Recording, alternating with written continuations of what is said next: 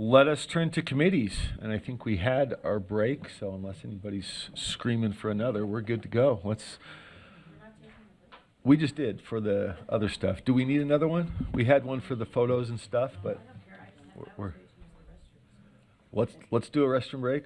2 minutes, 1 minute. Anybody, whatever. We'll just. That's what I tell my anybody's free. see what time it is. Let's start with. I want to make sure everybody's here for discussion and vote. So we'll let's see. We have.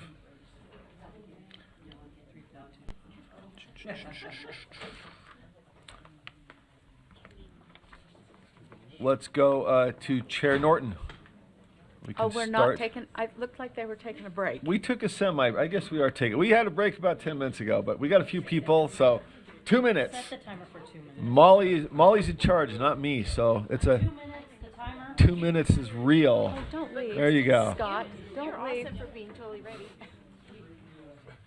Okay. I needed to talk to him right then.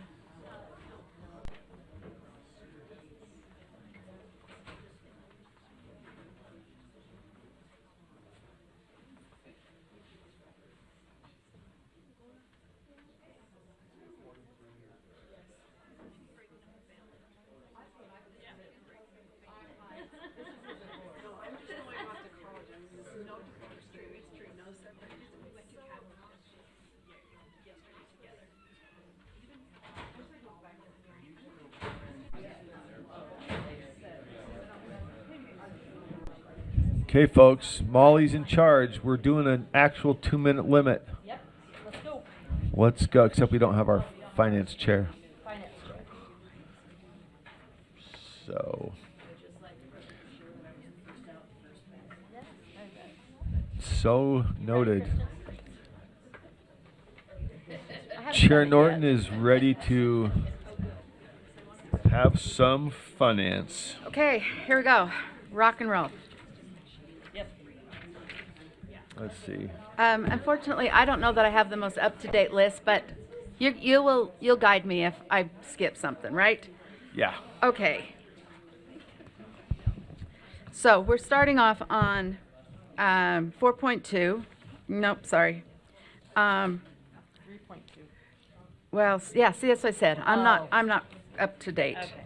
Okay. So the motion before the board is that the board consider the following actions related to the School Land Trust Program.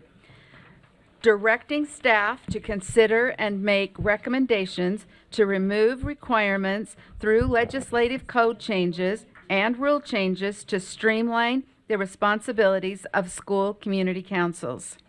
And then I think, I don't know if these should be together or not. We're going to keep them together. Direct staff to work with the legislature to seek funding for an office specialist for school land trust. Okay, we got a quick procedural point that we're making Okay. sure we're on top of. Are we in the right section here? Okay. Yeah, two motions. Okay, so that's before the body. Comment or question to that motion from Finance. Member Bogus? Yes, sir. Thank you. I appreciate that. As I reviewed this last night and I went back and listened to the meeting, how does this office specialist differ from the one we currently have? What would be the bifurcation of responsibilities? Good question. Do we have somebody who would like to address that point? I see Deputy Jones's hand up. Either he or a friend. Deputy Superintendent of Operations Scott Jones for the Utah State Board of Education staff. Chair, the answer to Board Member Bogus's question is it differs remarkably in the sense of an office specialist. We've seen a just phenomenal increase in the administrative functions of the school land trust section. It would be a position that is there to support the other three positions in ensuring that they meet all of the missions, tasks, and requirements, codes, and rules from an administrative standpoint. The administrative portion of this, in a good way, because of the increases in disbursements to funds to the LEAs, and then our duty to ensure compliance by the LEAs it does warrant this position as more of an administrative support function internally to the staff as opposed to the one that is external in support. Does that help answer Board Member Boggess's question, sir? Member Boggess? Purposes. Yes, sir. Is this in response to the audit that indicated we have some problems? Definitely part of, Okay. Chair, if I may, I have no definitely other- part of that, yes. Go ahead. Please go ahead. I Oh, okay. apologize. Sure. No, I'm sorry, ma'am, I cut you off. So, yes, it's part of that. That's where I was keying in on the administrative portions in order to ensure compliance by the section so that the section can meet rule in response to the audit as well. The reason you may, some of the board members too, I think this is a benefit or value add to the group, is, well, why are we, pursuing this position separately from, say, the critical FTE? That's because of the funding source. I mean, the funding source is unique. It's, typically this is the process that we've taken with the legislature in the past because of the uniqueness of the funding source, which is the School Land Trust funds. Sir, does that help answer Board Member Boggess's questions or address her I'm concerns? seeing nods, so thank you. Okay. Yes. Member Lear, and then, Norton's for after. Okay, caught me in a bite of a donut. I'm usually sort of reluctant or at least cautious about adding staff members. Teachers are overwhelmed too, and the system is pretty tight, runs pretty tightly. But if Amendment B passes, and we're being a little anticipatory, but everywhere I go, Amendment B is the one amendment that is really popular and very well liked. That would significantly increase the work of the and the stakes for doing good work in this office. So I think this seems like a very wise thing to do, and I do think it's wise to anticipate that kind of increased need for cooperation with LEA. So I very much support this. I'm, again, cautious about increasing staff, but this seems a good one. Thank you, Member Lear. And Amendment B for recall, I believe the board voted to support. It raises from 4 to 5%, correct? The amount of the underlying corpus that can be used and distributed to schools each year. So it'll flow more money out there into our community councils, land trust stuff. All right, seeing no other lights, let's vote. Do we have it framed up? We don't have anybody online today, do we? I don't think we do. Okay. Yeah. All right, so the motion is that the board take the following actions related to the School Land Trust Program, directing staff to consider and make recommendations to remove requirements through legislative code changes and rule changes to streamline the responsibilities of school community councils, and direct staff to work with the legislature to seek funding for an office specialist for the School Land Trust. And we will vote. What? We're getting there. It's okay. Yep. Yeah, we're all here. Let's see. Oh, okay. Voting is open. Good job. Thank you, guys. Looking for 4 more. 3, 2, 1. You're waiting for me. Hold on. Hit the screen.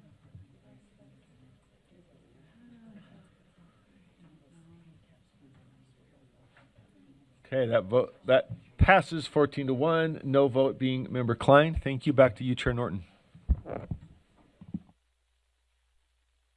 Right, the next motion that I have is that the board consider taking the following actions related to the CTE add-on program, supporting the CTE add-on increase business case in alignment with the legislative funding request, supporting additional clarifying language for Utah Code 53F2-2-311-4B for growth identified in the statute to be allocated to USBE, and request the FTE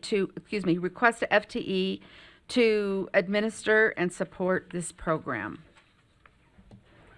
Okay, discussion on that motion? Seeing none, let us vote.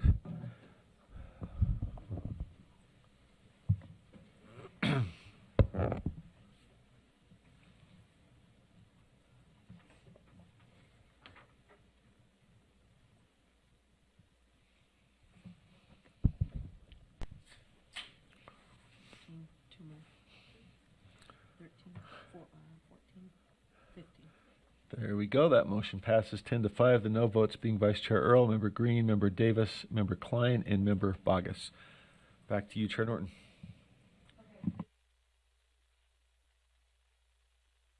Here, so, I show the unencumbered spend plans next. Is that what you show? Anybody Okay. else? Am I Good. on the right track? I got to make sure I'm on the Okay. right track before I tell The- you you're on the yeah, right track. We're good. Yeah, Okay, we're good. so the next motion is that the board approves the spend plans for the unencumbered state fiscal year 2024 carry forward balances. Okay, any discussion there? Member Davis?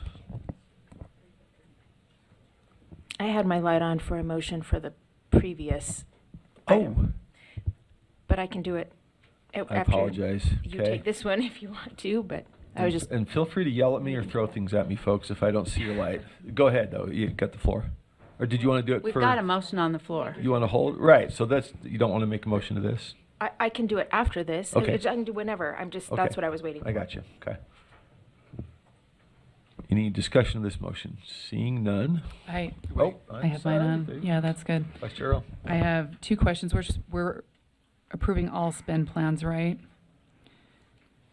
That's the intent, ma'am. Yeah, okay. But There's a there- couple of spend plans in here that just don't have the detail. They weren't given in committee.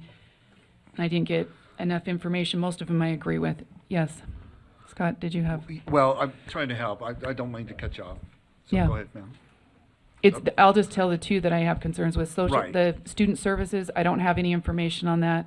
So I And- thought we updated that for Okay. you, ma'am. So if. My apologies if I If missed the it. public and the board members will orient themselves to the student service support slide, we did increase at the request of that, the narratives in there related to the particular proposals to the board now from the finance committee to approve this. So there are more details in that slide. In the than- spend plan slide? Correct. Okay. Yes, This ma'am. is page 13.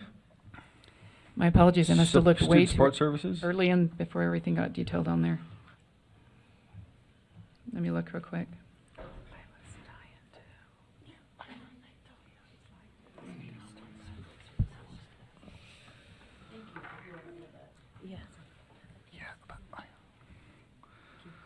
Chair, does that help with Vice Chair Earl's question? or- Yes, Cheryl. that gives Madam me more detail. Okay. If I may, Chair, the other deliverable that we were asked for was what percentage of the budget are these carry forward amounts or the aggregate of them? It's approximately 4.79%. That's the other follow-up. And then if I may, Chair, I believe Board Member Klein had some questions about CTE, about the 8. Did you, if you could ask her about that, I think that's a value add to the group as well, but we need Director Longhurst to answer the question on the 8 components. Would you mind repeating the question for the record? Thanks, Member Klein. Oh, I just turned you off.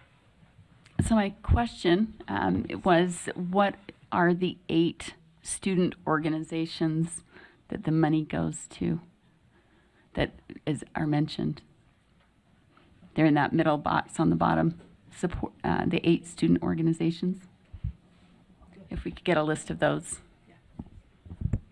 Deputy Jones or Director Talia Longhurst, thank you.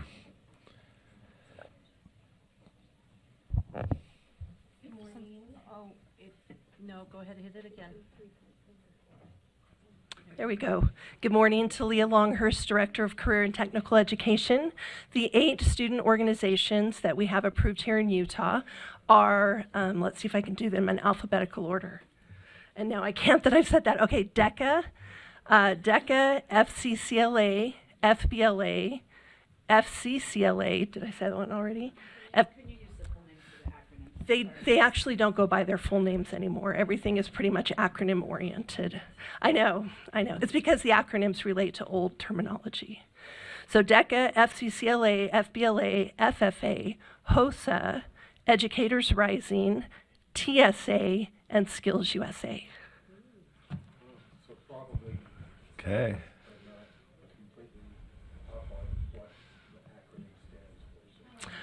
We were trying. Remember Booth. I think the question was what are the full names, but I'm not sure that's available because they don't go by those names. I heard future farmers in there. I heard future business leaders. I heard Educators Rising, which is for teacher professionals in training. Anybody FCCLA else? is Family and Consumer Sciences oriented. Okay. HOSA is Health Sciences. Skills USA is everything from hammers to hairspray, is what we like to call it.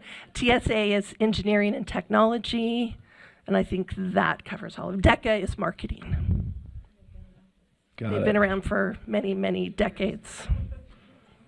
Okay, back to you, Member Klein. Does that answer the question or Um, follow up? Yes, that's helpful. I don't know if I got all 8 down. Could you email those to us? Okay, that would be Alright. helpful. And I did end up researching one of those, and Educators Rising, and because I found it on an information item somewhere else on the agenda, and kind of went down the rabbit hole on that, and was not very happy with what I found. And so I don't know what these other organizations support, or if they're promoting the same kinds of things as Educators Rising.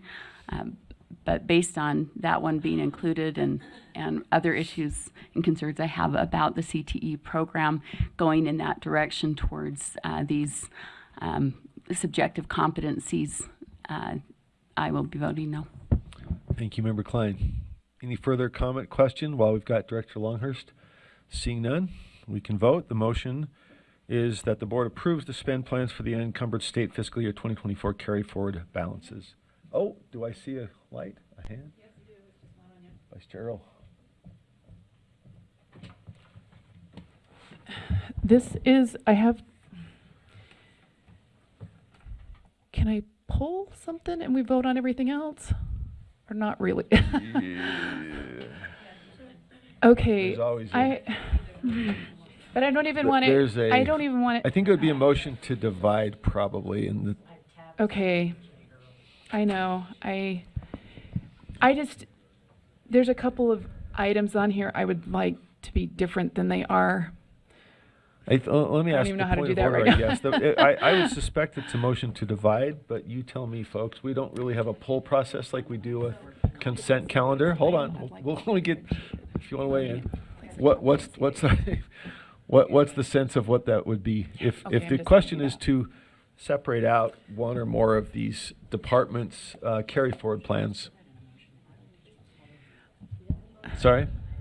Motion divide? Member Bogus, any other? I would offer that Robert's Rules doesn't require a motion to divide, that you can pull those out as standalone items, just like the consent Pull in calendar. which I'm just way? going to make I'm We're going to gonna make go an with the amendment. Yeah, let's go with the amendment to. Let me just get with the parliamentarian folks. Just on a motion itself, you don't have to move to divide first. You can just move and pull one, or do you have to have a motion to divide? Okay. All right, we're somewhat undefinitive on whether a motion to divide is required, so if we want to do it, it sounds like you might be able to pull one and bring it separately. I just going to make Chapter and amendment. verse? I would rather have. Okay. Well, I know, I was asking for chapter and verse on Robert's rules.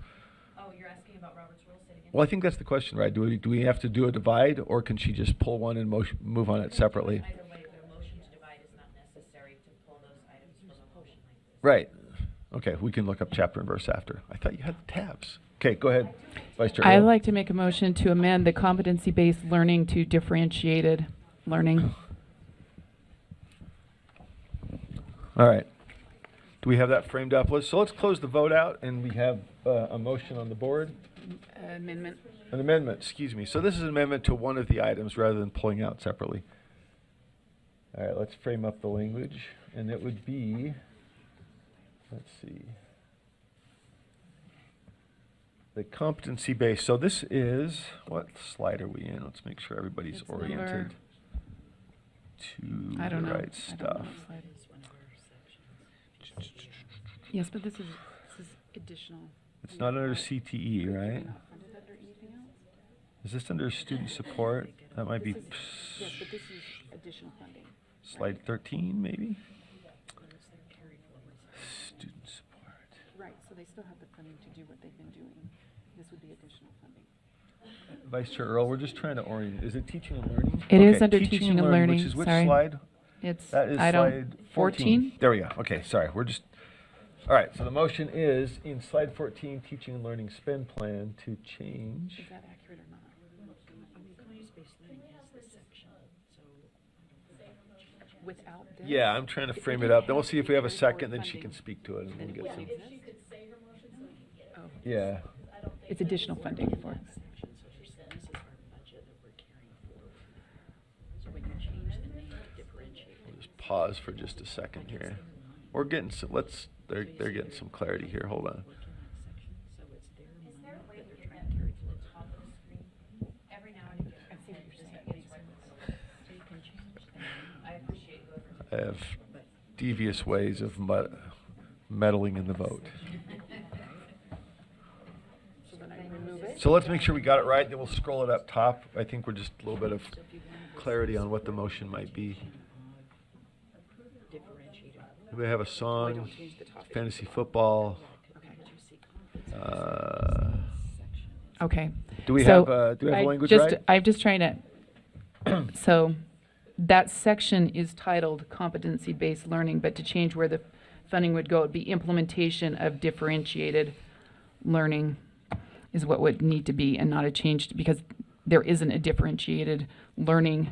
Okay. Does that make sense? Let's get the language there and see if we have a second, and then we can come back and speak to the motion. So the language, I guess, would To be, extend the grants, so there are grants that exist in code.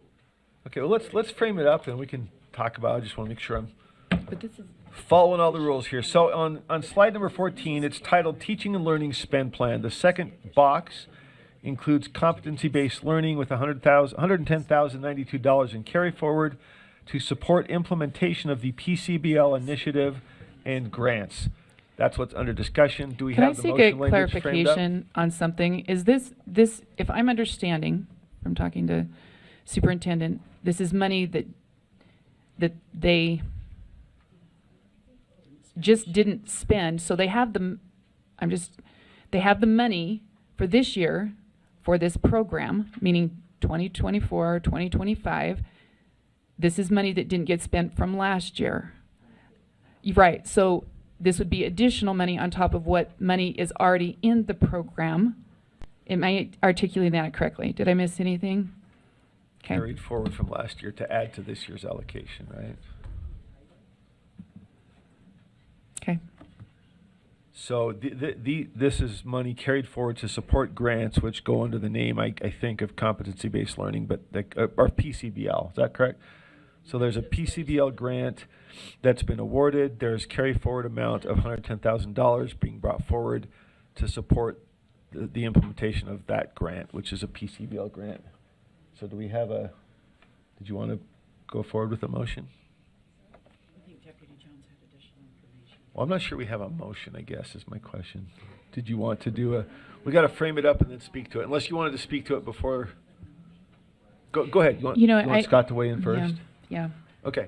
Deputy Jones? So just real quick, both Deputy Stallings and I have just something to add for the good of the process. The competency-based learning is a legislative directed term as far as the funding goes. So, I mean, I think we can, but I just need to make sure that you're aware of that is how the legislature appropriated these funds, is under that particular program. And it's named competency-based learning.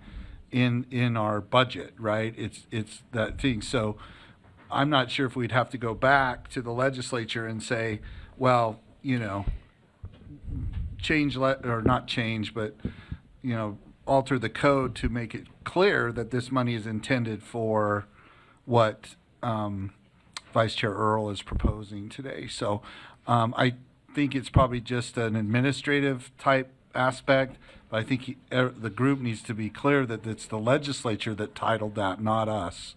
So we It's the really don't, we don't have a say then, Well, I don't. right? This I is don't just a think so. formality. Right. Yeah. Am I understanding what you're saying? Yes, ma'am. I think it's a formality. we and that- could- Yeah. Go ahead. Pull it off if we You could. had it, okay.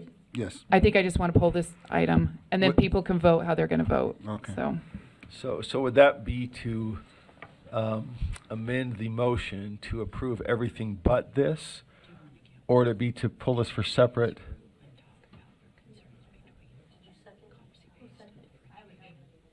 We don't have a second. I'm still. yeah, just standalone. Just pull it for standalone. People can up and down, it's not, So you we don't just need to wanna make it pull it out. complicated. Okay, and that's okay. That's good with our parliamentarian folks. Without a motion to divide, we can pull.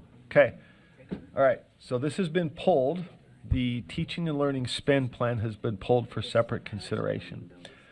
So the motion on the floor then would be, I think that's still in force with the poll, would be to approve the spend plans for the unencumbered state fiscal year 2024 carried forward balances, with the exception of the teaching and learning, or just the competency-based learning part. Thank you, Angie. Do we get to have a discussion? I suppose we could. That work okay? I mean, this is kind of how it works in consent. If we're following the same rules as consent, then once it's pulled, we can do the one that's been pulled or the stuff that's left, right? So, okay. Remember, Real. I have a question about the switching it to going away from the term or the usage of competency-based education. We're not doing that? No, just pulling it off, you need to vote for it again. Okay. Well, out of curiosity though, is there, Talk to you later. okay. Well, I'd like to know too. All right. Well, look, it's been pulled. It's been pulled for consideration, so we can. What's been done then is kind of like consent, right? We have everything but competency-based learning within the teaching and learning spend plan, and then we have separately the competency-based learning and spend plan. So we can consider either of those, the one on its own, and then the whole thing, or the whole thing first. Well, that's what Deputy Stallings suggested we do. That the poll just extended to that part of it. Does that work? Member Davis. Just to be clear on what we're voting on, so the new motion is that we want to approve the carry forward spend plans, but can we vote on this first? Because if Yeah, that's- this doesn't pass, then we can vote on everything all at once. Yes. But if this Well, does pass, I just have a question on what the motion actually does. Right. So because we have grants in the field right now under the code language of PCBL. So do those continue? I mean, we're in flux in a lot of this, or does the money then stop in support to the Right. grants we have going on in the field? We've got several charters and districts who are doing this Right. under this grant. So it's been pulled. I guess my understanding, parliamentarian, is we can isolate this one as we do But with what something on the happens consent calendar. if it doesn't after, pass? Hold on, yeah. So after isolating, we can vote on this one. So if somebody wants to bring up competency-based learning on its own for approval, we would address that. That would be the effect of Vice Chair Earl pulling it.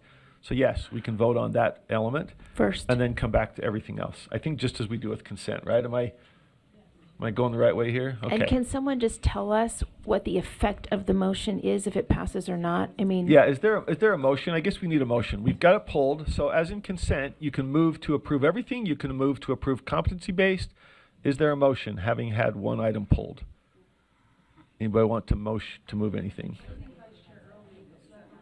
Well, the original motion was everything, right? So now we've got one pulled, so we have one thing, we have the whole thing. The underlying committee thing has been changed. So having been pulled, if we're following consent process, you can move to approve the item that's been pulled. Member Norton. I move that we, oh my gosh, now my brain just flew out. I move that we pass the remaining items. But what are we doing with them? That we, okay, so leaving off competency-based, you want to approve everything else?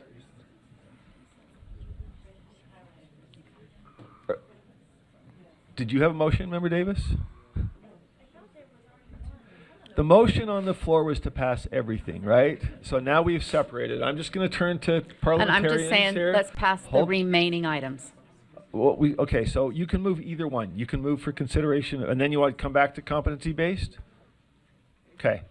So the motion on the floor from, amended motion from, actually, it's having had a poll of one item, Chair Norton reverting to the Move original without remaining competency-based items. learning. The motion then is to approve the spend plans for the unencumbered state fiscal year 2024 carry forward balances with the exception of competency-based learning.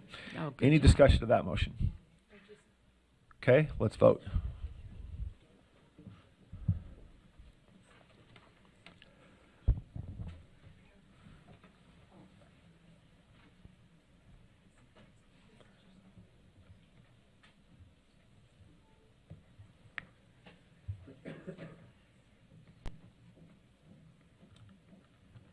Okay, that motion passes 10-5. The no votes being Vice Chair Earl, Member Carey, Member Green, Member Bogus, and Member Klein. That leaves the only remaining item. Do we have a motion on competency-based learning? No motion on competency-based learning. Member Davis.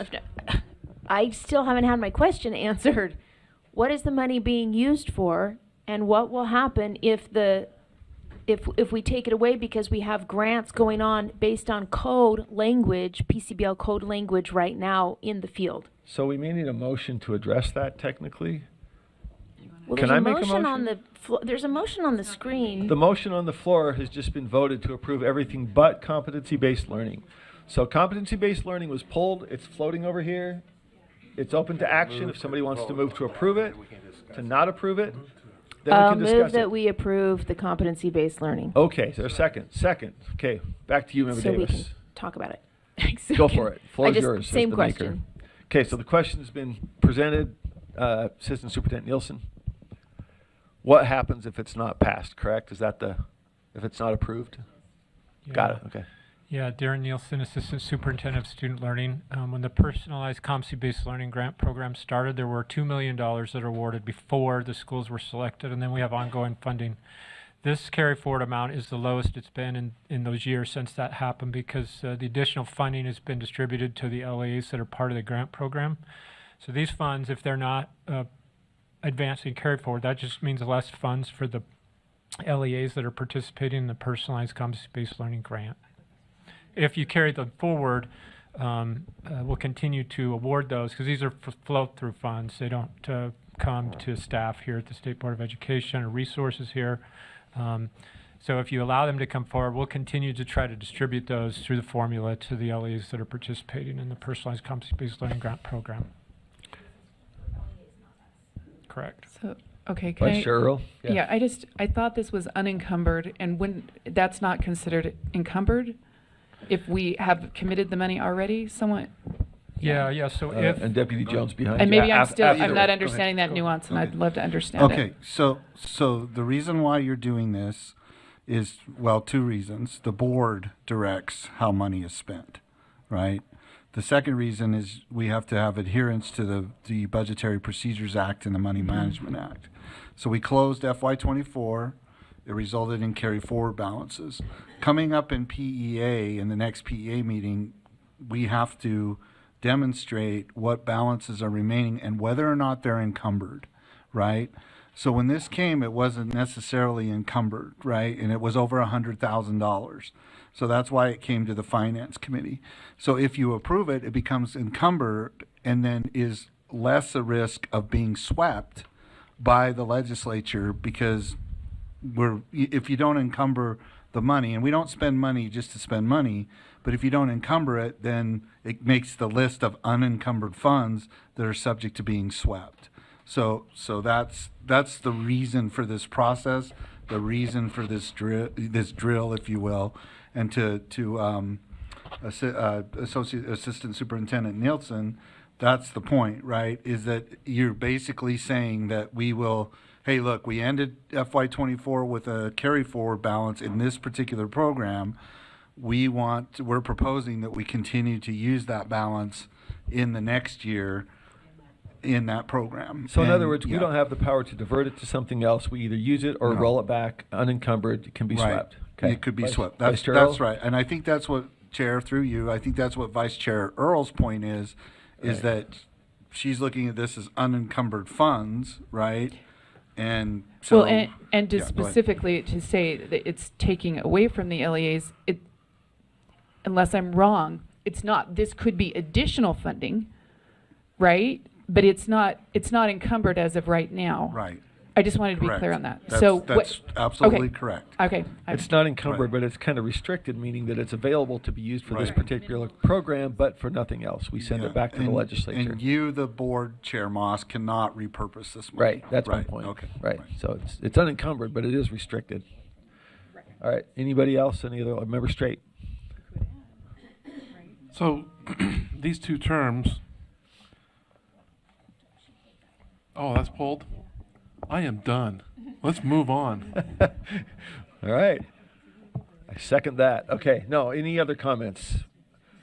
All right, so the motion then on the floor is that the board approves the competency-based education grant program carry forward spend plan. And I think, this raises a number of questions. I'm not sure they can be answered here. I guess if there's other ideas of how to characterize or spend. But I think, thank you for the clarification. We've got a pot of money that can either go here or back to the legislature. Any final, seeing no lights, let's vote.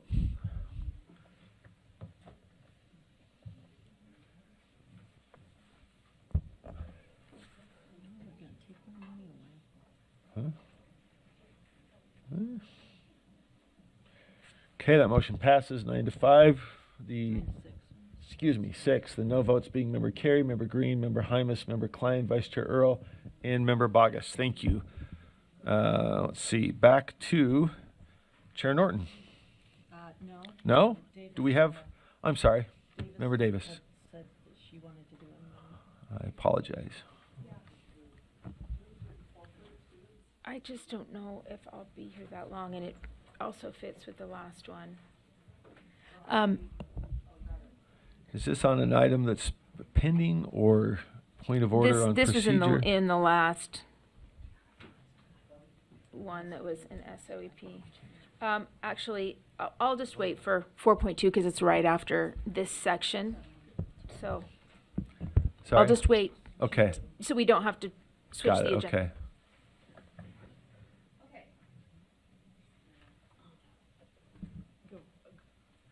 It's off, yeah, back to you, Chair Norton. Okay, I move that the board approve spend plans for the unencumbered state, sorry, let me back up. That the board approve continuing a contingency fund of $200,000 and a legal contingency fund of $250,000 and using $1,365,676 and 71 cents of state discretionary funds for providing funding to the state superintendent of public instruction of $75,000, continuing on-site and revolving security guard service at the USBE office, $180,000, paying off older agency vehicle leases to realign them with the replacement cycle, $40,000, allocating a building operation budget for various replacements and repairs, e.g. broken security cameras, paint and patch, update conference room furniture, etc., for the 2025 fiscal year, $100,000, and small district-based funding for administrative costs, $970,676.71. Thank you. Hefty list, and I'm seeing no lights. No discussion of the motion. Let's vote.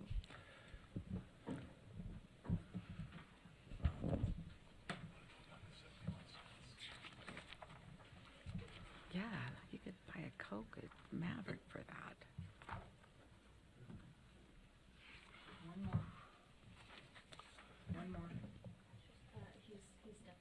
Oh, Matt's out. Okay, that passes 10-4 with the no votes being Member Bogus, Member Carey, Member Green, and Member Klein. Thank you. Back to you, Chair Norton.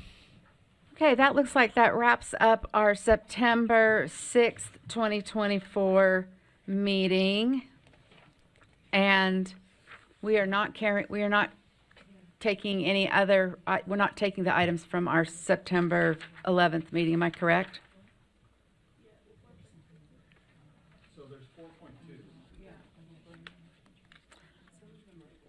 Yeah, we did have some specific action items.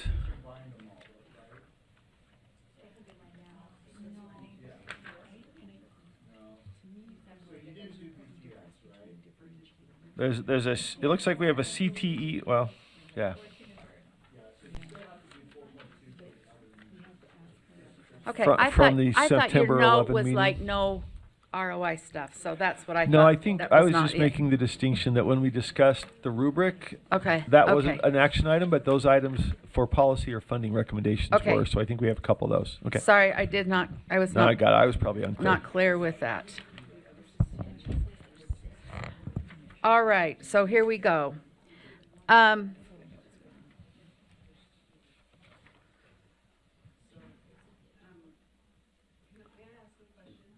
Yes, Deputy Stallings.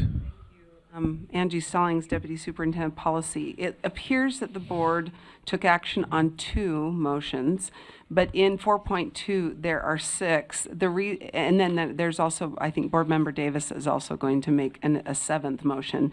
It appears that the board took action on 2 of the 6. You mean the And I just committee? wanted to clarify that the School Land Trust one is done, so we don't need to take action on that. And then I believe you took action on 1 of the 2 CTE. Is that correct, Sybil and Kelsey? So now we need to go to the motion on CTE add-on related to R277911. So you should go to number 3 out of the 6 that are in backup? And if that makes sense. Which would be the top on part 4.2 of the September 11 meeting. It's called Okay. the CTE So add-on. the CTE With add-on. the Yes. various size geographical LEA. Got it. Thank Okay. you, Angie. Okay. Okay, we're all on the same page? I Yes, love we it. are. Really Got it. factually take same page. All right. So the motion for the board is that the board consider taking the following action related to the CTE add-on program. Staff work with a variety of size and geographic LEA leadership to define the intended or unintended consequences if the board updated Board Rule 277911 from unrestricted to restricted indirect cost rate and bring that information back to the future Finance Committee. Okay, discussion of that motion. Seeing none, let's vote.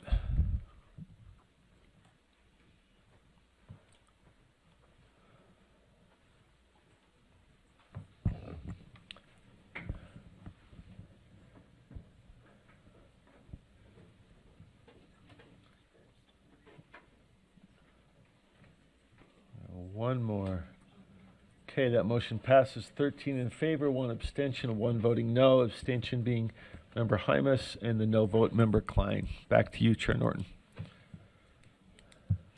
Okay.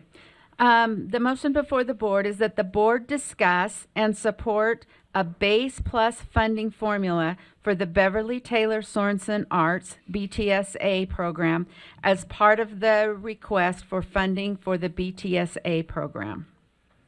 Okay, discussion of that motion. Vice Chair Earl. Yes, is this internal? We're doing this internal, or we're moving this to the legislature? Board rule, okay, that answers my question. Okay, seeing no other questions, please vote. The motion is the board discuss and support a base funding formula for the BTSA program as part of the request for funding.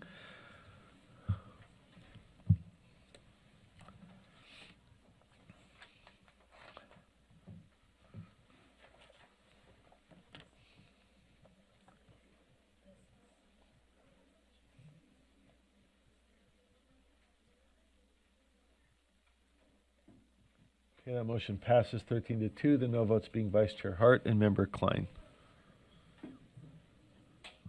Back to you, Chair Norton.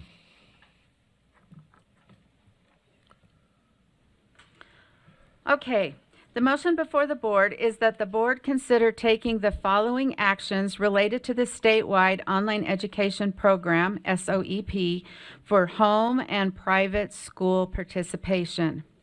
Request staff to bring back the following options for committee discussion: relationship between the board and the future contractor to administer this program, and research legislative direction on services delivered in a hybrid environment requiring physical attendance versus the statutory intent for completely online learning experience open to all students as described in code, and/or moving the hybrid approach out of the SOEP program to its own line item for clarity and specific guidance on the implementation. Okay, a couple lines. Davis, Member Davis, then Member Klein. Yes, thank you. I have an amendment. That's in order? Yes. It didn't appear that the first bullet point up here matched with what she was reading. So I was just trying to reconcile. Good question. Let's make sure we got in front of us what we're voting on. Let's see. There's an Okay. item, request staff to bring back the following So items. that first, well, no, Oh, you know the what? work That- with that may have just- legislative experts, is that what you said?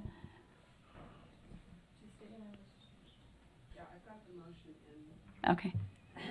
If that's what you said, then, Work with legislative experts. I mean, Yes, okay. before that, but the first bullet Okay. point started We're good. with legislative Okay, we're good. I think the bullet point might have been pulled up. Member Davis. So if we can keep the language on this motion that was just made, and then change the word on the research bullet at the bottom. On where it says research legislative direction, instead have it say seek legislative change during interim.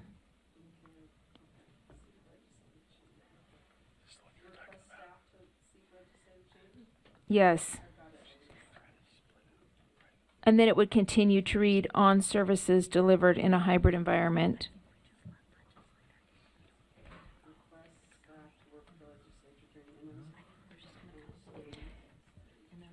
Yes, and then at the end of that bullet, are you ready for that?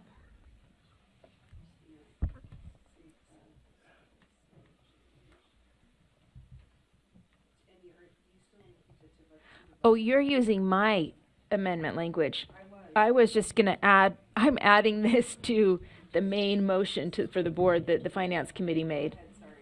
Okay, so on the main motion that the finance committee made, up the last bullet of it where it says research legislative direction, instead it would say seek legislative change during interim on services delivered in a hybrid environment.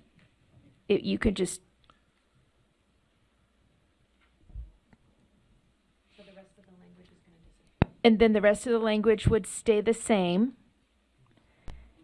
And then at the end of that bullet, added on to the end, would say, and rename the private school portion and keep the homeschool portion with USBE. And I'd like to speak to the motion if I get a second. Okay, do we have a second? Seconded. Back to you, Member Davis. Okay, thank you. I've had many conversations about this over the last month with our folks and experts here, with an SOEP provider, with a lobbyist for this whole move. So at the very end of the legislative session last year, one line was added into code that said that they were going to remove private and homeschool to a private vendor, a private contractor, to be sort of a middle manager, distributor, kind of like USBE does now for this, for SOEP. And what all of the folks, it was done so quickly at the end that they didn't really think about the fact that the private school folks that are using SOEP right now, the model looks completely different than what the homeschool students are using for an SOEP model. So the private schools are using more like materials or as digital assessment things from what I'm hearing and understanding, and then using some of that money to go back to pay the teacher at the school. Whereas the homeschool students are using the SOEP model that has a licensed teacher through the state, a teacher and a course and a grade. So these are very different looks of things. And anyway, when I talked with someone who actually lobbied for this, he said, I never thought about that. But, you know, I've always just think of private and homeschool together. But he said, in fact, the private schools are doing this very, very differently than the homeschool students are. And so I think it would kind of dilute the communication with all of our stakeholders because they're getting different things and people should know what they're getting when they do the different things. And so they've already moved out private schools, you know, in code, but instead of, we only have like 150 homeschool students. Instead of lumping those with all of those private school students, they should be able to stay here because their model looks exactly like the model that public school students are getting in SOEP. It looks wildly different from the model that private school students are getting in SOEP. And this would also help address the audit from the OLAG audit that came out that said that in order to use SOEP, you have to accept every student that applies, which is not, it possibly cannot, I don't know, happen with our private schools. I mean, that's a selective process. So anyway, for all of these reasons, I think it makes a lot of sense for the homeschool students to be able to continue. And I don't know if they're going to end up rolling the private school SOEP into the Utah Fits All funds or funding those separately or how they're going to do that. But you cannot categorize them the same. In fact, in the coding for SOEP, once you take a UFA scholarship, you're no longer considered a homeschooling student. It's a new category legally in the state, and it's called you're a UFA student. While the homeschooling category remains the same if you're an SOEP homeschooled student using SOEP at home. Those students also have access, if they need it or want it, to speech therapy, special ed therapies, and such. Once you take UFA, you do not have access to those. But you might have more flexibility because you could use that scholarship for other things in addition, but you can only enroll in the course, the SOEP course, but you lose the services that would be extra with those. That's a lot of stuff. I've been talking for hours over the last month, but I can clarify. Those are the reasons why I think we need to do this. Thank you, Member Davis. Member Bogus. I think you did a good job. I've got to say. I support the motion. All right. And thank you for the deep dive. Appreciate some of the discussion that's been going on around this. Vice Chair Earl. I don't know that I have a question. I just know from whenever we legislatively met last, I don't know if it was interim, right? When did they discuss it? 2 weeks ago? I don't know. It's not been that long, but it seems like it's been a long time. That there was a question around what is the intent around SOEP, and it's taking all these different avenues and maybe strayed from its original mission. I'm not sure if this is it. I haven't done the deeper dive like Board Member Davis has. So I do think there needs to be some looks at it instead of all these branches. It needs to be, what is the intention? Is it fulfilling that intention, or is it expanded beyond the scope of what it was intended for? I personally have concerns that if we mesh the homeschool in with the others, that we may lose the ability for homeschoolers to access that funding. And maybe that's not the case. I just don't have enough information as we start separating those out that we begin to lose the value that's added to a number of families in our state. So I'm not voting for it. It's just because it's messy in my mind and I can't sort it out. So. Okay. Thank you. Member Lear. Or what? Sorry, did I skip? Carrie. Member Carrie. Then Lear. There we go. But staff also has. From Deputy Jones, did you have a comment first before we get back to, yes? Chair, for the good of the group, I'll be the little brother that the big sister sent into the room to talk to the parents. So we have to move. We have to continue to. So if this motion were to pass, we still have to continue with the request for proposal process, the release of it, and what amounts to the privatization of the private and homeschool segments of the SOEP. So it wouldn't likely be until the legislative session that we could see a change from the legislature. I just want to make sure that you and the public are aware that the way the current law is written, I'm sure Board Member Davis knows this too, but I just want to put that out there, that we still would have to continue to release the RFP, to follow the procurement process, but subject to change, then, we have to keep moving, so. Got it, thank you. Thank Deputy you. Stallings. Chair Moss, thank you. One thing you may want to consider is adding another bullet after this amendment passes, or it could be added to this amendment that just clearly states and directs staff to continue with the RFP that's required in code. Just to make that clear to the public when they see and or other interested stakeholders, Right. they may interpret this motion as requesting staff to do something different, but we could add that. If you'd like, I could draft it. Back to the maker, I would assume that'd be technical. And basically, we're just saying we're going to follow instructions even while we ask for a change in the plan, right? We're going to do what we've been told to do. Member Davis? Can we?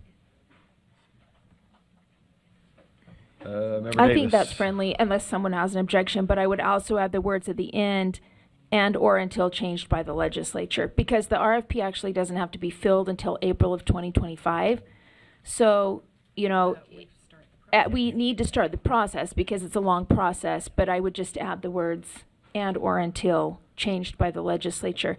And I just wanted to, really We got other, I want to make sure we get you. We also got others. Okay, involved. I just wanted to go to the same quickly point from address, Deputy Jones.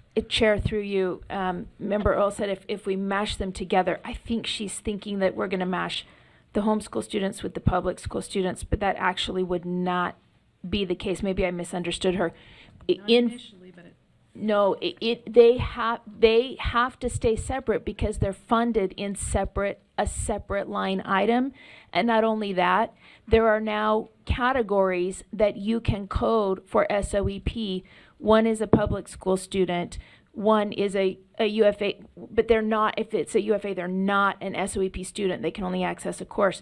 But one of the big categories is a homeschool student, a homeschooling SOEP student. So they retain that homeschooling code separately. But the big difference is not that. The big difference is that they are getting a course where the private schools are through our state providers, where the private school students are getting materials through ASU. And it looks very, very different. So, Yeah. Arizona State University. Deputy Jones.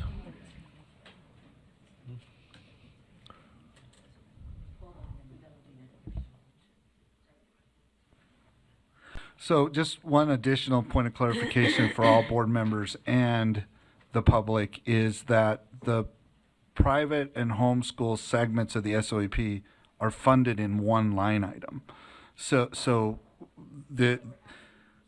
Correct. And so here's the challenge, right? If nothing occurs in the legislative session as a result of this then it would be illegal for me to disperse funds after April 1st to those segments, right? I have to do it to a private provider that's been identified in the RFP. So timing is critical too. And I know Board Member Davis knows this too, right? I just want to make sure that it's really two parts, right? If we're going to continue to pursue privatization of just the private, and I say segment, I don't mean that, just for lack of a better term, we also need to make sure that the appropriation supports that, because right now that appropriation is one appropriation for both private and homeschool students. So thank you, Chair. Okay. And I guess on the funding there, do we know the total number of private students using SOEP versus 143 homeschool students?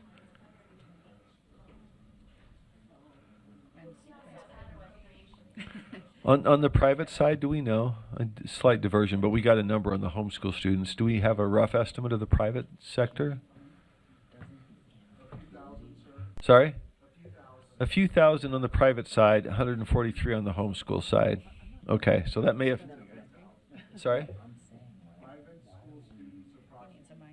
Right, okay. And I heard 143 roughly on the homeschool part? Right, much smaller. Okay. Yes, yes, sir. So there's an appropriation piece, there's a split out piece where their private goes separately and homeschool, currently scheduled to go with private, instead stays, but as a separate category within the public school SOEP program. That's what's on the table. Okay, member, oh, I see a light, no.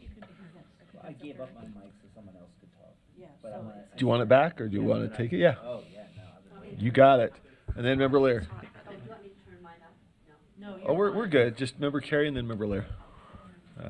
Yeah, I'm going to vote against the motion. Just I think there's too much ambiguity right now, and not necessarily against Board Member Davis, the concept that she's raised, but I just feel with the ambiguity, it's not the best step to take. But I do have a question. In the motion, I think there was language about we're going to direct staff to speak with legislative experts. And typically, the language we use is we direct staff to speak with legislators. And I just wanted to see, are we asking staff to do something different? Because I always took legislators as the catch-all for everyone over there at the Capitol.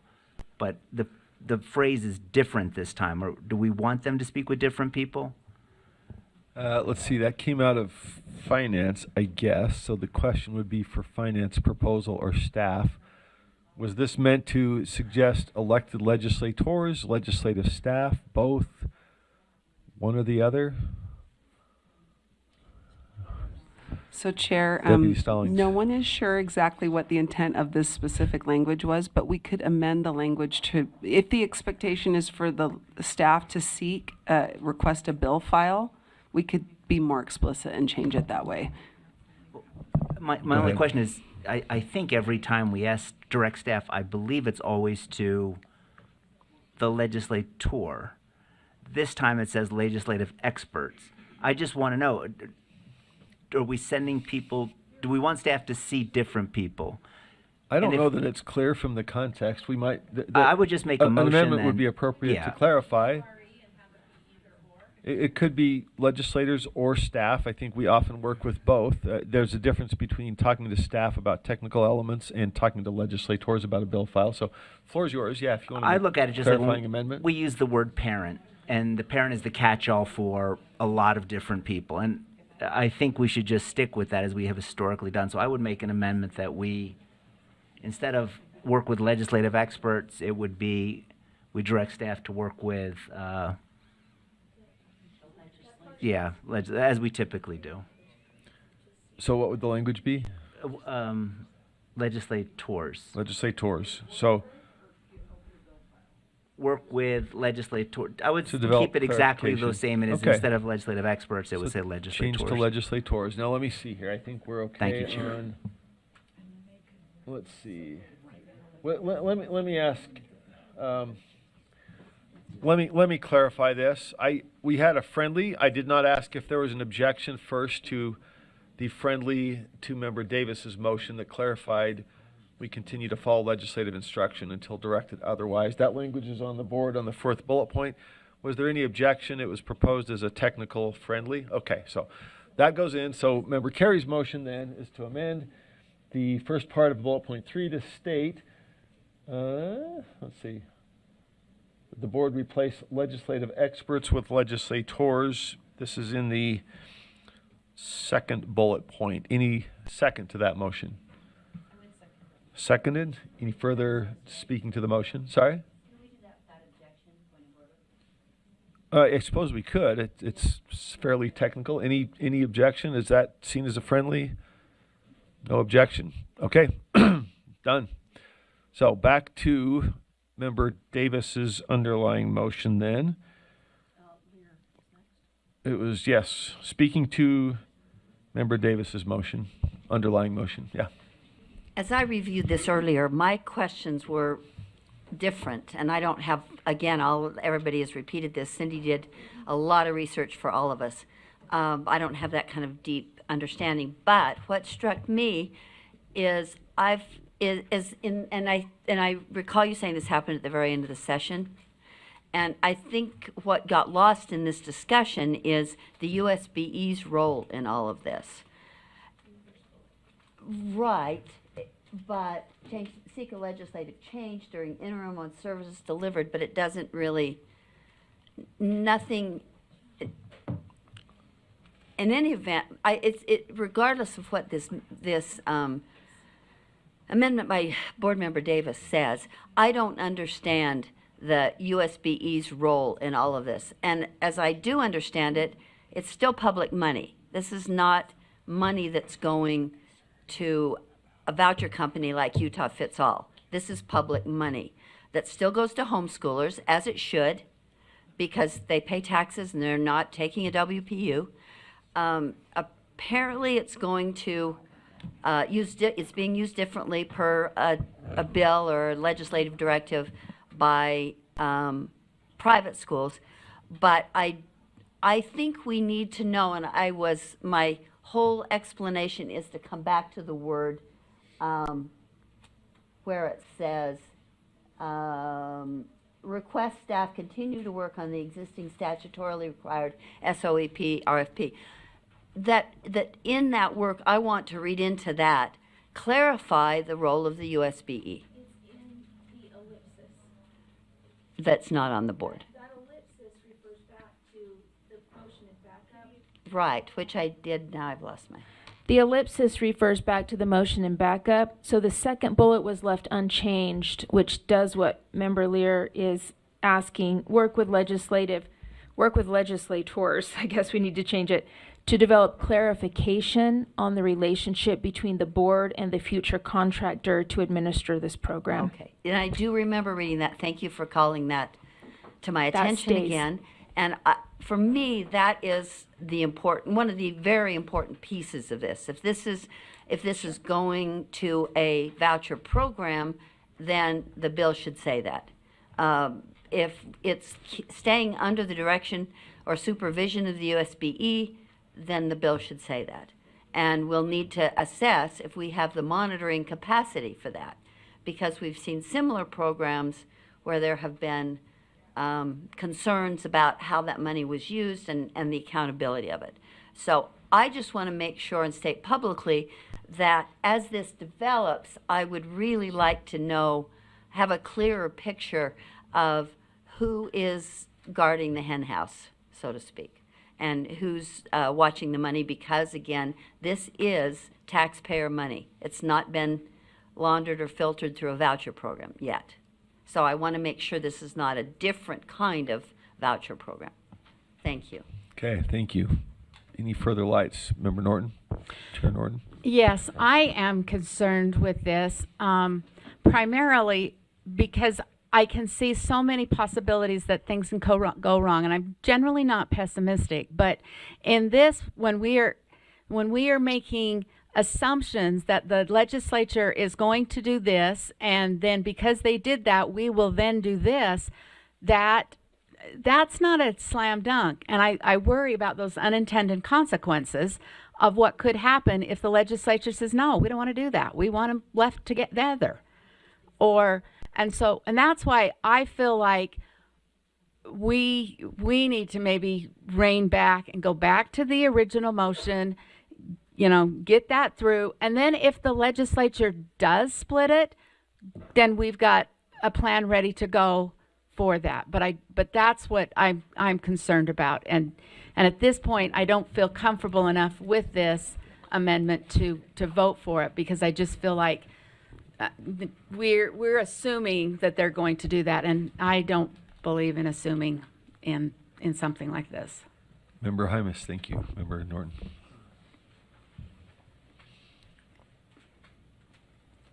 Thank you. Can I just clarify or ask for clarity on the original motion is to send back, this is going back to committee?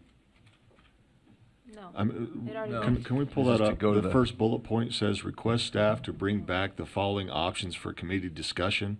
And then it goes, and then all these bullet points are under that. Am I missing something here? You know, good point. The way that was phrased, I think, was left over from a point where it was sent to first staff, then brought back to committee, and then the ideas were presented forward. So that is confusing. But am I getting the process right? It was Yeah, it brought, should be taken it out was in my brought back. amendment. Okay. But it would stay in the original motion, but it should Good. be taken out of my amendment. Good point. Yes, so that direction was from a prior iteration. We did ask staff, they brought it back, and then what resulted from that were the bullet points below that in terms of recommendations to the full board. So this is not, This is not to send it back these to committee. these bullet points, this is it today then? That, right. Okay. This would be to make recommendations to I the appreciate legislature that. at this point. So good point, yeah. So that's another technical friendly, if there's no objection. First bullet point of directing staff would be pulled. Hearing no objection, we'll drop the bullet point. Or did I get that right? Wrong? If you're talking about objection, I mean, we keep talking about this. Quite frankly, I'll speak against the motion. If somebody wants to take it back to committee, then I'll say, yeah, do whatever you want and take it back to back to committee. That's a so, Freudian slip. I don't know if that makes sense at all, but I'm telling you, I'm speaking against the motion right now. And if there's more work to be done, which it sounds like there is, if somebody says, hey, before you kill this, before it dies here, I'd rather move it back to committee. I'm just one of 15, but that's where my thoughts are. Thank Got you. it, okay. So the motion as brought out of committee did not intend to say bring it back to committee, because that had already been done, just so you know. We did that work in committee, but I think Member Hymas's point is perhaps there's more work that needs to be done. So if that's a motion, that would need a motion. Can I ask a question? We've dropped that because it was an error, but that's an option for folks if they want to bring it. Yeah, Member Davis. Well, I have a question and a point. My question is, if we send this back to committee, and maybe that gives us more time to talk with the legislators who put the one line in at the end of the session to get a little more clarity on intent. But if we do send this back to committee, what's the timeline? Because if we want them to discuss this in interim, will we miss the interim opportunities? We'll miss the interim opportunities. So, Yeah. look, I mean, I think they should have the discussion in interim. There's zero assumption. I'm not assuming, just to clarify, if anyone thinks I'm assuming, to answer Board Member Norton's question, when we make a request of the legislature, I mean, I'm assuming it will be no, 50-50, or yes. I mean, if they say no, they say no, and it moves forward status quo. If they say yes, then I think there's a lot of clarity to be had for our homeschool students. Okay, I Member mean, Boggess? they'll Oh, sorry. benefit from it. Sorry, Member Boggess. Yes, sir. I would speak in favor of this motion, but it seems like we still have a lot of stuff that is kind of still out there. And so as such, I'd move to table this motion until 2:30 tomorrow afternoon. And in the meantime, we can all seek clarity from staff and from each other. I assume that's in order? Yeah. So that's in order. Is there a second? Remind me, the tabling, same votes, same procedure. Is there a second? Member Klein seconded. Do we have comment from staff? We can go back to Member Boggess to speak to it, or we can get staff clarification Chair, may I have for some first? clarity? Please. Okay, so the reason why we have that in there, and it's at the direction of board members, is to ensure that the board is directing staff to engage with the legislature so that you have knowledge of our engagement, right? To do that. That's all that is. That's what the purpose of having that in there was because there's been concerns in the past of board members that staff are meeting with legislators or the legislature. We want to make sure that we're fully transparent, so transparent that you can see Sarah sitting behind me. That transparent, right? That's what we want. That's what we're doing here. At your direction is to ensure that. That's the clarity that I would offer to that particular point. Supportive of moving it to tomorrow, but we just want to make sure that there's no agenda here or anything like that, other than to be transparent about the fact that that we're engaging with the legislature on this particular topic. Thank you. And I greatly appreciate that. I think that's helps keep the dialogue open. We know the channels it's going through. So I'm in support of Member Davis's motion. I think you did. Did you want to speak again? So I did Motion not to speak table? technically to my motion, Oh, but I I thought did you want. had. Okay, I'm sorry. I thought would you like spoke to the to, motion to without table. objection, amend my motion to tomorrow at 1:30 per Okay. the agenda, unfinished board business. I'd move to table it until that time. Okay, so without objection, that's been amended. Did you want to speak further to the motion? I was going to speak to it, but go ahead if you haven't already. Yes, so Member Davis and I have had, not, I don't know many, but extended conversations about this issue.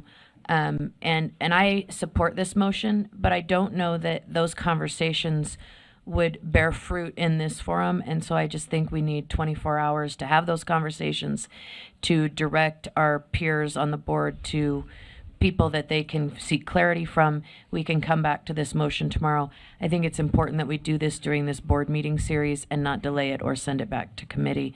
And so as such, I would move the motion. Okay.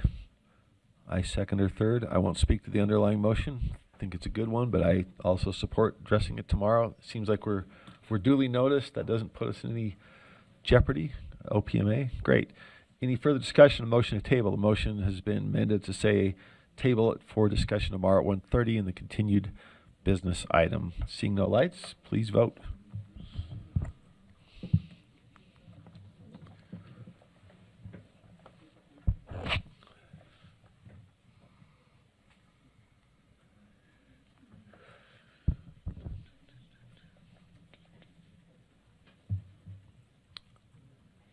It takes Cindy's motion with yes. Correct. Yeah, this would take the whole item, as I understand it, correct, on SOEP. Yeah, that's what has been tabled is correct. Yep. All right, that passes 12-3. The no votes being Vice Chair Earl, Member Reel, and Member Hymas. Okay. So that item on SOEP has been deferred, tabled till tomorrow. Back to you, Chair Norton. I think there might be one more. What? Yeah. Okay, I move that the board consider taking the following actions related to the kindergarten program. Provide direction to work with legislative leaders on addressing the current age requirements for students that start kindergarten in another state and move to Utah. Okay, any discussion to that? I will just say, and this goes to Deputy Jones's point, when the motion is to direct, provide direction to staff to work with legislative leaders on addressing the current age requirement, that doesn't necessarily say a particular direction that would go. And so that would generally authorize discussion. If a bill comes out, it would come back for us for consideration. Correct? Am I interpreting this right in terms of the nature of that direction? Okay. So it opens for discussion. Board members should feel free to be participating in that.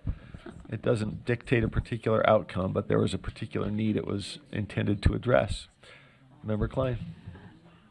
Okay, so I don't know why we don't just put in what we want it to be and what we're recommending, and I would think that it would make most sense that if they come from another state and they were already enrolled in the state they were in, that they should be automatically accepted. I mean, I think it's kind That of a could be a no-brainer. motion.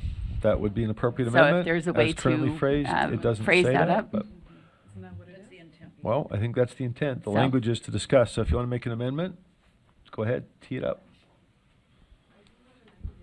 Yes, Deputy Stallings.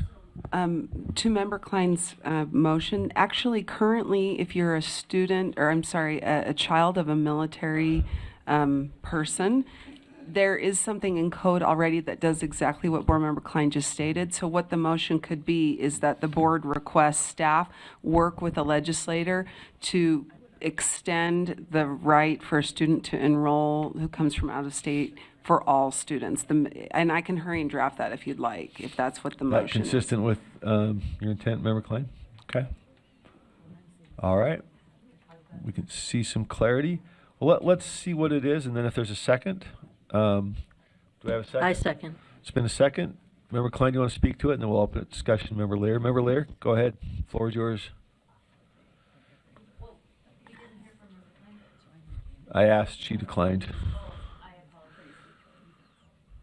I just have concerns with this. I've lived for decades with this discussion of kindergartners and when they're ready to attend school. And first, my primary concern is to decide something like this with no, and maybe the Finance Committee got more of this information as it was explained or suggested by Deputy Stallings. But we have no idea how many students that is. That adds a bunch of WPUs, a bunch of new students in schools, and we have no idea what that would add to the overall cost of funding public education. It's like suddenly going to all-day kindergarten without knowing how many students are involved. And I don't want anybody's guess about this is just a handful or a few very precocious students, but I think we need more information to know where it would affect schools and how it would affect schools. Because I lived through the decades where parents took their children to Idaho for 2 days, enrolled them in school where the grandparents live, and then said they're already enrolled in kindergarten. Now I want them in kindergarten in Smithfield. And that sounds Machiavellian, but I actually saw it happen. And I think we need to discuss, because I'm very sympathetic to the student that moves in with the military often in January, sympathetic to that situation, students in kindergarten. I'm not sympathetic to the need for childcare, which is now all day, and that student started kindergarten someplace else, and now he's 3.5, or maybe he's only 3.5, and he's ready for kindergarten. So I think this needs more discussion, more analysis, especially with the school districts that are on the borders of other states, and see what experience they've had already. Okay. So I'm not ready to vote on this and propose this to the legislature. All right, thank you. I think there was some discussion. There might be further clarification. Member Norton? But it's not asking that, Norman. It's just making the Turned 5 in that year. You know, maybe their if they had turned 5 in the same calendar year, our state said you have to have that date done by September 1st. Maybe their state was September 30th or October 31st, but it had to be in that same calendar year, so it couldn't go, past December 31st. But staff's having a discussion right now. Do you want to talk to us about what the parameters are? I mean, are we talking 3 and they were in kindergarten in Iowa, or are we just talking about in the last couple of months? Yeah, should they be? No. And I don't think we can judge whether or not they went across the board. Yeah, that's what, but she's saying we do care. Okay. Christina Elegante, K3 Literacy Specialist. We don't have exact numbers, but I mean, I received about a dozen calls last year, and they were mid-year, January, February. What was the other question? Go ahead, Member Lear. Those are the calls you received. Mm-hmm. We don't know if the law were changed, if that number would change dramatically. We haven't done necessarily any research with the states that are on the borders of school districts, Idaho, Nevada. We don't. Right. So I'm just asking for a better understanding before we take on a bunch of new students that everybody had assumed were not eligible to start school. I think this is a bigger policy shift than I think we're understanding right now. And I'm not opposed to thinking about this. I just think we need to do it eyes wide open, understanding it will take significant more funding, or let's just be fair and say some more funding from the legislature. All right, let's see how we vote on this, but let's make sure we're procedurally square here. There was Member Klein's comment, I think, initiate a motion, question whether we had it framed up and seconded. Well, We I thought mean, I'm we had a just second, but reading my own motion to try and understand it because I didn't really make this motion. So, and I think I get what you're saying. did we And- have a formal motion then, or was it just a discussion? well, I just was commenting and then it suddenly Yeah. turned into a motion on the board. So this was teed up. Let's just hold on. It was teed up as a possible motion in response to your question. So the question now is, do we have a formal motion? Right. So You can make it, or Well, or I just choose wanna- not to and just continue to discuss. Well, I liked what Board Member Norton said as far as just allowing it if they turn 5 within the calendar year. I think that's more direct. There was some confusion about the wording that a legislator, or that they would extend the right for a military student. So that's already in code. You're just talking about them amending that portion of the code to include all kindergartners, right? This is nothing new for the military students. Is that correct? Okay. Just to clarify the motion that's written on the board.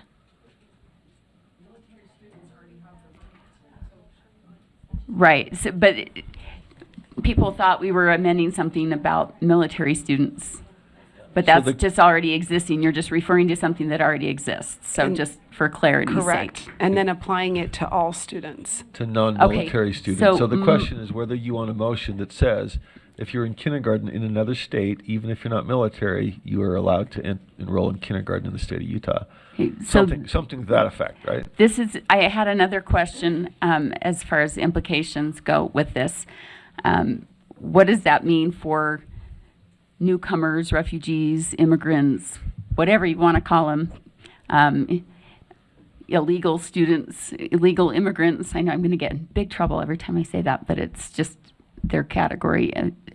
Anyway, what does that mean? What are the implications for that with the way this is written? Does that open the door wide open for? So it says out of state to enroll in kindergarten. Is that it's your potential motion, I would say, Member Klein. And so whether you want to make it or not, you can frame it as you like. It could say from another state. Well, I'm going to Hold withdraw on, the I'm just- motion. Okay, all right. And if somebody else wants to make a motion, Okay. they can. But I don't want this to be my motion. Okay.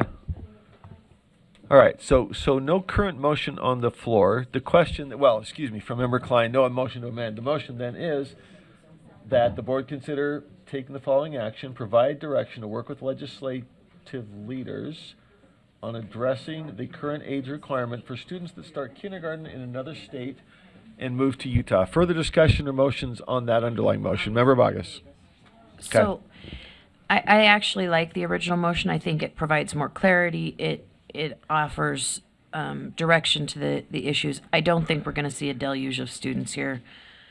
You know, again, the discussion led me to believe, and if I'm incorrect, then I can be corrected, but it led me to believe that we're talking about 20 or 30 students here statewide, maybe, that this would affect. But when they start kindergarten in another state and they move to Utah, that we would allow them to enroll in our schools. That's the Cliff Note version, and I think that we need to at least start the conversation. And we can choose to amend the legislative language if we don't like it. Maybe we say bring legislative language back to the committee if this is not a motion we like. But I would support this motion and ask others to support it as well. Thank you. Okay, Member Carey. Nope. Davis, Carey, and Lear. Yeah, I think it's tricky if you have a student that starts kindergarten, say attends for 2 or 3 months, and then comes here and then can't continue schooling and then has to start over again the next year. It seems quite precarious. I do think the word start is better than the word enroll, because I could see Member Lear's concern also that someone may go somewhere to enroll and then come here. But I think when you actually start a kindergarten program and you are attending, I feel like you should be allowed to continue when you move to another state. Okay, Member Carey, and then Member Lear. And Yeah, this is probably it's the same thing we did in the last. When we say legislative leaders, last time it was legislative experts.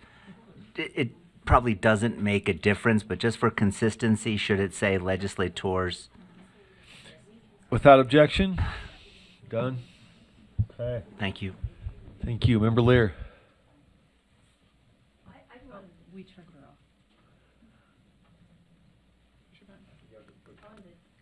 Still can't. There we go. Thank you. I wanted to just clarify the point that Member Klein was, I think, asking and also commenting, and that is that per the U.S. Supreme Court, any child that's here, regardless of the child's immigration status, has the same right to attend school that any other child has. So if this opportunity to leave the state, become enrolled in kindergarten, and come back to the state applies to students that are living in Utah right now, it also applies to immigrant students who are living in Utah right now because of the Supreme Court's ruling, Plyler versus Doe, from 30, 40 years ago. So yes, any student who's here, any child who's here would have the same opportunity that Utah residents would have to seek to be able to go to kindergarten early. So if they start in another state. If they start in another Correct, state. right. Or if they start in another country. It doesn't, Well, that's not what it says. well, I guess they'd have to start in another state, okay? But if they start in another state, which again, I've pointed out, you can enroll in another state if pretty easily. Not all states have the same residency requirements we do. So, yes, it would apply to all children who live in the state to have the same opportunity if the law changes. And So- I don't think we know the implications of that. That Well, is unsettling. this has two issues. It goes to the age question and starting in another state. So just for clarity, there's a lot of other law swirling around out there about accepting, but this would address the question of age requirements as applied to somebody who moves in from another From another state, which state. again, Correct.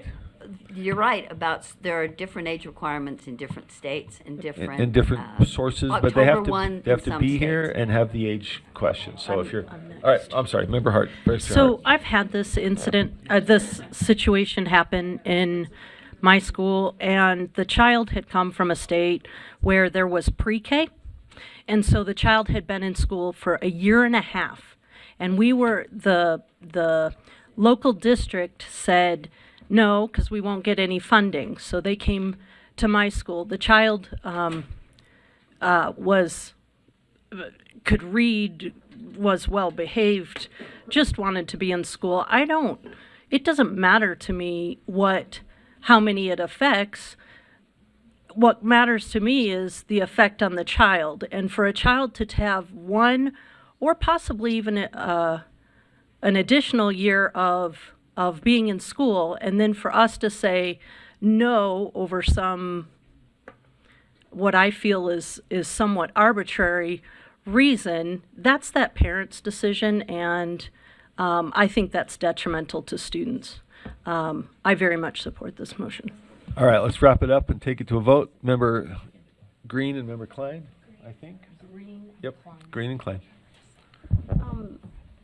If I could direct my question to you, is this a big problem that exists in Utah right now? I mean, obviously there has to be things going on that would bring it to the table of here. Is this something that has caused a lot of problems in a lot of LEAs? Like where's the root of this problem coming from, and are there a lot of parents that are trying to enroll their children that are not 5, or is it a simple cut and dry? In the state of Utah, we have these dates that you meet or you don't. And if you don't, then you register the next year. And if you do, you can register. You say you have a lot of calls that are coming in mid-year. And is there a problem with that? And why does that problem exist? And would this help resolve that? It's a lot of questions. Chair, would you mind if I answer that question? Please. Yeah, Christine Elegante, K3 Literacy Specialist. So to answer that question, I don't have the exact number off the top of my head. It's about 11 other states that have a different cutoff date. That's later. The latest one happens to be December. So the kids have to turn 5 by, I can't remember what part of December. And so like I said, I had 12 calls last year, mid-year. I don't think it's a significant amount, but really in our law, the way that it's addressed in our law, it's very cut and dry. If you didn't make the cutoff date in Utah, then you can't continue on unless you have that the military exception there. So they're kind of just stuck. Our recommendation usually is the same recommendation we give our in-state students who don't meet the age requirement. We recommend they enroll in a robust preschool program, and then they can work with their LEA the next year when their child's eligible to determine if they should start in kindergarten in Utah, or if they should, if their child's ready or eligible, depending on what the LEA determines, to move just straight into first grade. But for a lot of those parents, that's pretty frustrating when their child, like Vice Chair Hart said, when they've attended a pre-K program, I may have gotten that same call, a pre-K program all day, and then a full day kindergarten program, and then they come into our state and they're not able to continue on where they were.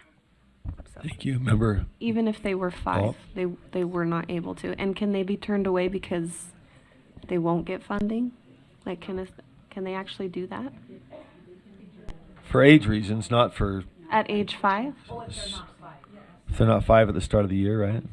Yeah, if you'd like me to answer that, I can. Sure. They have to be 5 by our state law. Which So- is what date again? Yeah, September 1st. September 1st. Yeah. Okay.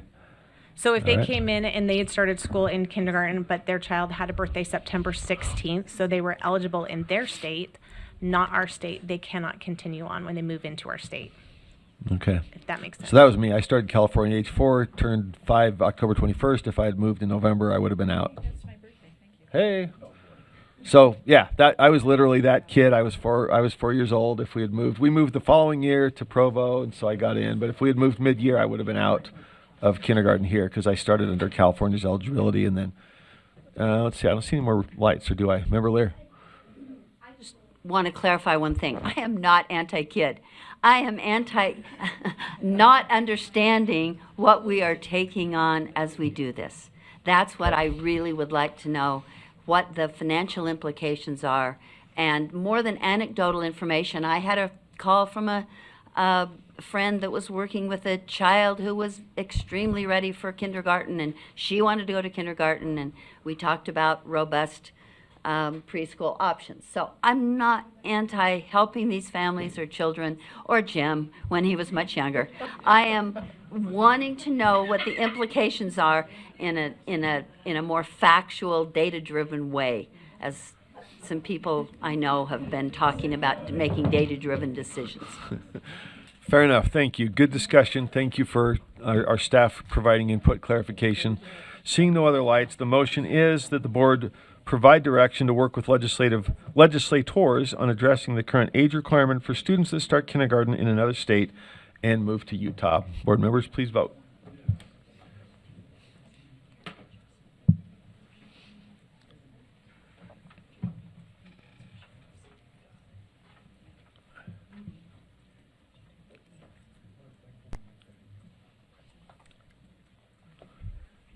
Got 3 more votes. Anybody else care to vote? Are we missing a couple? Missing Vice Chair Hart. Are we missing anybody? Or okay. That motion passes. 12 in favor, 1 abstention. Member Klein, 1 no vote, being Member Lear. Thank you. Back to you, Chair Norton. That may wrap it up. That concludes finance. Thank you very much. Oh.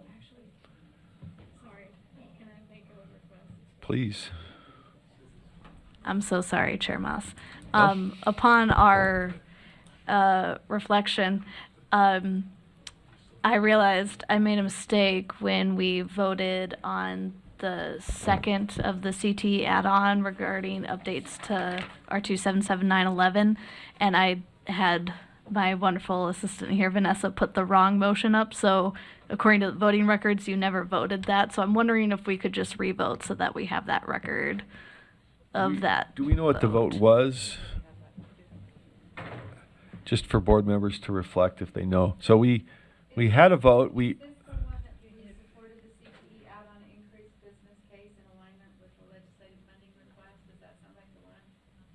It was one to work with a variety of LEAs regarding unintended or intended consequences of updating our 277-911. This is on the indirect cost rate, correct?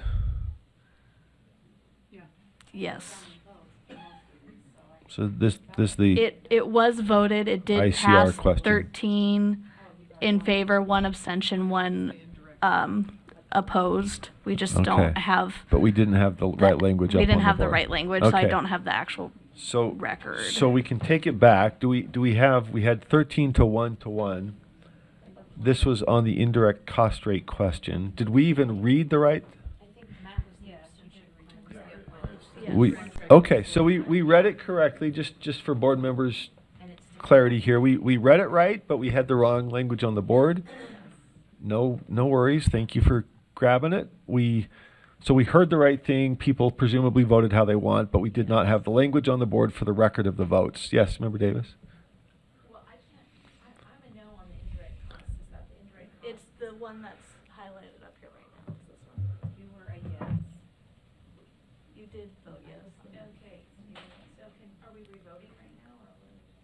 I think we're revoting because there was a lack of clarity on what was presented on the board, which then goes into the voting record. So at least if I'm hearing the parliamentarians right, we need to bring it back up for a vote with the right language up on the board, make sure we all know what we're voting on.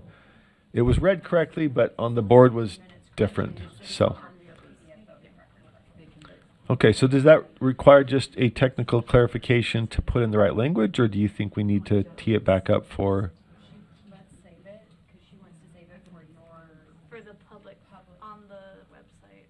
It's up to you. I can. So I'm sorry, save what? Our voting records are made public on our website for Right. people to go back through and see how each individual board member voted on each motion. Right.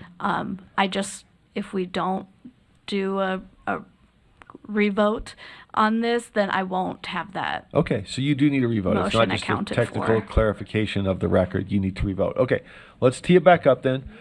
Again, just for board member recollection, we've been through a few votes. This was 13 to 1 in favor. The motion as now framed up on the, yeah.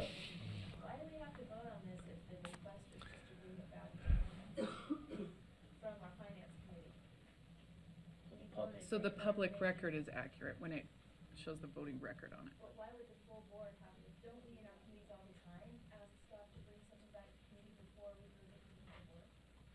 We do, but I think this was brought to the board for consideration of working with LEA leadership and then sending it back. I don't recall, to be honest with you, the underlying discussion, but I think the recommendation from committee was that the board weigh in on working with LEAs and send it back, right? So, okay, let's tee it up and take a vote so we've got it correct in the record. So the motion was that the board consider taking the following actions related to the CTE add-on program.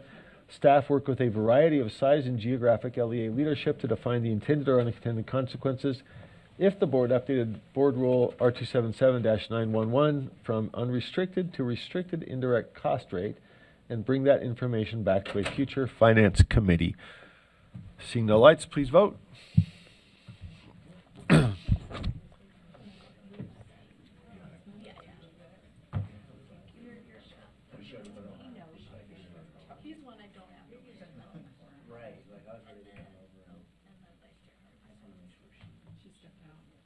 Oh, is Vice Chair Hart's out? Okay. Well, hold on. Did she say to vote yes this time? I know, but we're making sure that people are looking at the right thing, and I think for clarity, we were just giving members the chance to read it and then see if their vote from before was what they wanted. We'll just follow. I think we can just take this vote as it is, unless Vice Chair Hart really wanted to vote on this. What's that? I don't know. Okay, I think all here have voted who wanted to. That motion passes 12 to 1. The abstention being Member Hymas, no vote from Member Klein. All right. And that should advise the public that our votes are public. If you are following along, takeaway. We are trying to be careful and making sure they're recorded accurately. Feel free to dig through and see how we all voted. All right. Chair Norton, I think that wraps up finance then. Okay.